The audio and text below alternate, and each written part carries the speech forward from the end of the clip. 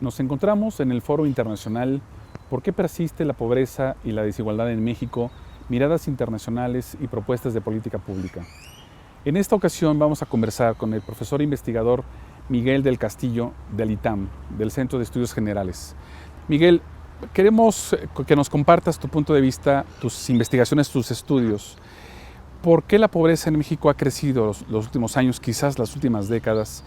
¿Qué le explica? ¿Qué determinantes son importantes para poder ubicar dónde está el mal que origina la pobreza en México? Con mucho gusto. Mira, es muy curioso. Los economistas, filósofos del siglo XVIII, finales, principios del XIX, lo tenían muy claro. Cuando hablaban de la pobreza, del pauperismo, lo que comentaban y lo que veían era que era producto del progreso como lo entendían en aquel entonces, es decir, el crecimiento en la riqueza. El propio Adam Smith lo llegó a decir, que detrás de todas las riquezas había una fuerte pobreza. Es increíble cómo en México a veces se nos olvida, o algunos, porque el problema del crecimiento o de la persistencia de la pobreza en México se debe a las políticas económicas, las políticas públicas que se tomaron a partir de mediados de los 80, necesarias porque tenía que ajustarse la economía, pero quizá debieron de haber sido distintas. Estas políticas que provocaron, bueno, es importante ver que cuando hablamos de pobreza hay que aterrizarlo. Hablamos de pobreza por un empleo que no tiene prestaciones o por una falta de empleo, por un empleo sin sueldo, por un problema de hambre. Bueno, estas políticas lo que provocaron primero es una pérdida en el poder adquisitivo del salario. ¿Por qué? Porque el ajuste se hizo a costa de los trabajadores, se les aumentó muy por abajo de la inflación. La caída fue drástica. En materia de, por ejemplo, alimentación. Se da un poquito más tarde, en 1994, una apertura comercial con Estados Unidos y Canadá, se abre el sector agrícola, tarda un poco, pero no se da oportunidad ni se protege al campesino. Y además a través de la ley se da la oportunidad de que venda su tierra o de que el ejido se privatice. Entonces se desmantela el campo, tienen que dedicarse a ser jornalero agrícola, pero principalmente, y creo que no lo comentamos y habría que decirlo, México se está vendiendo o se ha vendido hacia el exterior como un lugar en donde la mano de obra es muy barata, muy económica, en donde no hay problemas de contratación ni para correr a la gente, en donde tienes facilidades fiscales. Y todo eso genera pobreza. Generará crecimiento del producto, pero genera pobreza. Escuchaba yo hace tiempo, leía más bien a Boston Consulting Group, que decía que ya México es más competitivo que China.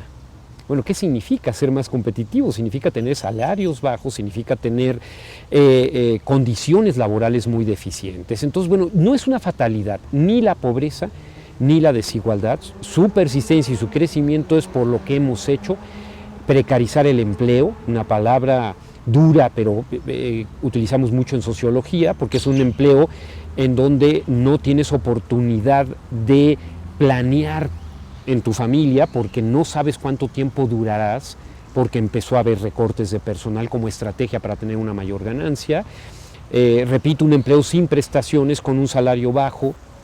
El entorno alimenticio, miren, para puntualizar, cuando hablamos de pobreza, hablamos de subnutrición, y es cierto, hay un problema de falta de alimentos, agravado en los últimos años, pero también en los últimos años vivimos otra faceta del hambre, que es la malnutrición. ¿Qué pasó en los últimos años? Se permitió la entrada de una serie de productos altamente procesados, de azúcar del maíz, de láctea fructuosa, cambió el entorno alimenticio en México. Y entonces el pobre ahora no solo tiene el problema de subnutrición, sino los que obtienen suficiente dinero compran alimentos baratos pero deficientes nutritivamente, y tenemos un problema de malnutrición. Entonces hemos generado un problema de malnutrición, además del de subnutrición, precarización del empleo, caída en el salario, y hemos beneficiado a un pequeño sector exportador a costa del resto del país.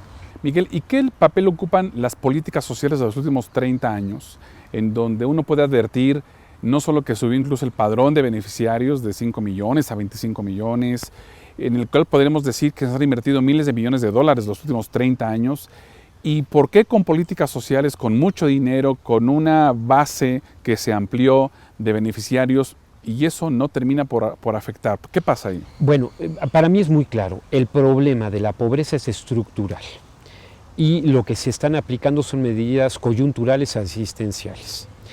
Voy a poner un ejemplo para ser muy claro. Regreso al problema del hambre. Los países tienen problemas del hambre por aspectos coyunturales, cuando hay un temblor, cuando hay una inundación, en conflictos armados. ¿Y cuál es la solución? Ir y darles comida. Es coyuntural. Les pones un comedor, les llevas comida. Lo hace las Naciones Unidas a través de su programa.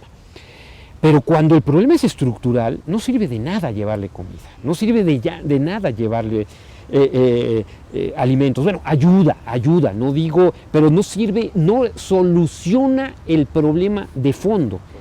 ¿Qué ha pasado en el caso de México? Mi mejor ejemplo es el hambre. Un problema que tenemos estructural se le trata de manera coyuntural. Vamos a llevar comedores, vamos a enseñar a la persona a comer. Y bueno, qué bueno por aquellos grupos familiares que reciben algo asistencialmente, pero no estás alterando estructuralmente el problema. A la par, estás obligándoles a vender su tierra y les quitas un autoconsumo, les estás obligando a migrar para ser jornaleros agrícolas, les estás, bueno, si hay el tiempo comento brevemente, el ejemplo que me viene a la mente, el del Valle del Mezquital, al norte de la Ciudad de México. Estaban antes del Telecán con una agricultura apoyada por el gobierno, protegida, vendían alfalfa a los ganaderos para que utilizaran como forraje. Lo trabajaban en ejidal y tenían de hecho una cooperativa para artesanía.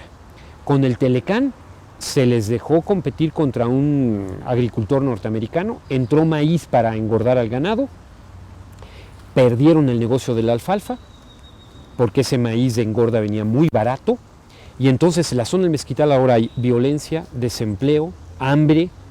Yo me pregunto, ¿qué es mejor?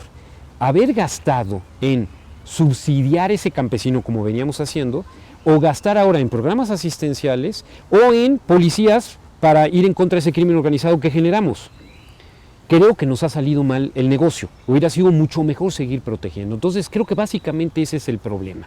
No lo estamos enfrentando estructuralmente. ¿Qué hay que hacer, Miguel? ¿Qué sugieres? ¿Tus estudios hacia dónde apuntan? ¿Qué hay que reforzar? ¿Dónde hay que presionar? ¿Qué cosas hay que hacer que no estamos haciendo? Que no estamos haciendo. Varias, ¿no? Desde el punto de vista fiscal, no insistir en recabar vía IVA. IVA es regresivo. Tenemos que reducir IVA, que no existe un impuesto al consumo, aunque luego se regrese vía transferencias. Tenemos que gravar ingresos de la propiedad, gravar riqueza. Tenemos que mejorar en materia de salario mínimo, incrementar el salario mínimo. Tenemos que permitir la sindicalización de los trabajadores, fomentar el sindicalismo adecuado, no el charro. Aquí se ha protegido al charro y se ha atentado contra el auténtico sindicalismo para que haya alguien que pueda negociar mejor por el trabajador, reforzar el sindicalismo.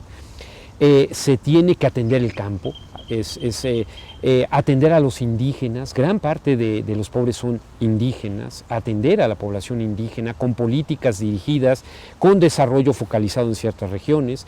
Me parece bien, por ejemplo, que lleven el desarrollo al sureste. Ahora lo estaban... Con las zonas económicas especiales. Exactamente, Sí. Pero que no vayan a reproducir el esquema de desarrollo del norte, porque entonces vamos a tener Ciudad Juárez en el sur. O sea, un desarrollo que no tenga el problema social de Ciudad Juárez, con los feminicidios, con el ataque en contra de la familia, del bienestar social. Un desarrollo tomando en cuenta a los pueblos y a las personas, en los términos que ellos lo entienden, inclusivo. Tiene también que quitársele, me parece, el gran poder que, o lo pondría de esta manera, invitar a las empresas a ver por el bien común.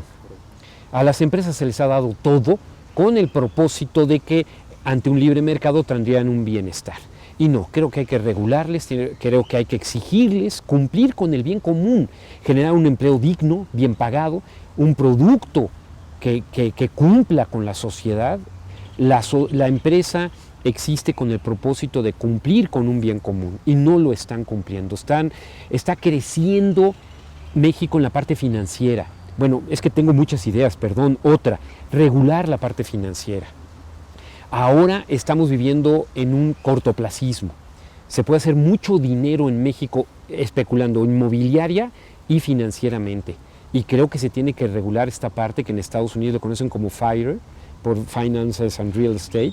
Regular la parte financiera, regular a los bancos, que den crédito, que no vivan de la parte especulativa. Como comenté en la conferencia, hay muchas de estas ideas en el documento de Joseph Stiglitz, escribiendo las reglas, y en el documento de Rolando Cordera, del nuevo curso del desarrollo.